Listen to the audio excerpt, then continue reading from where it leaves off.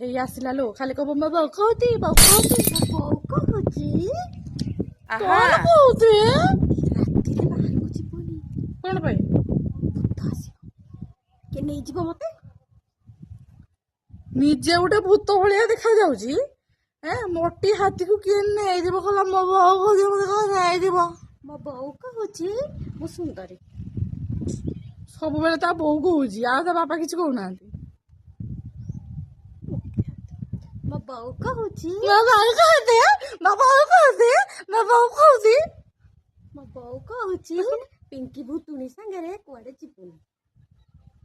ମାନେ ମୁଁ ଗୋଟେ ଭୂତ, ମାନେ ମୁଁ ଭୂତ ଭଳିଆ ଦେଖାଯାଉଛି। ନାଇଁ ତୁ ଭୂତ ତ ସୁନ୍ଦରୀ। ପୁଣି ମୋ ପାଖରେ କିଛି ଛିଡା ହେଇଛି। ମୋ ବୋଉ କହୁଛି ମାନେ ଦିନ ବେଳା ମୁଁ ଦିନ ହେଇଛି ତ ସେଥିପାଇଁ ମୁଁ ଭୂତ ହଉନି, ରାତିରେ ମୁଁ ଭୂତ ହେଇଯାଏ। ଚାଲୁନୁ ଆମେ 12ଟାରେ ବୁଲି ଯିବା। 12ଟା ବେଳକୁ କଣ ପାଇଁ ଚାଲୁ ଏଇନା ବୁଲି ଯିବା।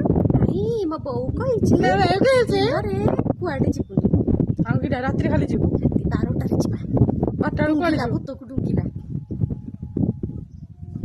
ମୁଣ୍ଡଟା ପିଟି ଦେବି ଏନା ଧରିକିରି। ମୋ ବୋଉ କହୁଛି ମୋ ବୋଉ କହୁଛି ମୁଣ୍ଡ ପିଟିବା ଭଲ ନୁହେଁ।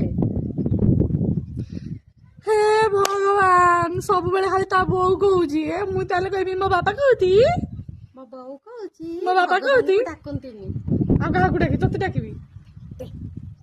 ମୁଇଁ ତାକୁ ଡାକିବି ଏଥର ଧୂପ ସିନ୍ଦୁର ନା ପୂଜା କରିବି ନା କଣ।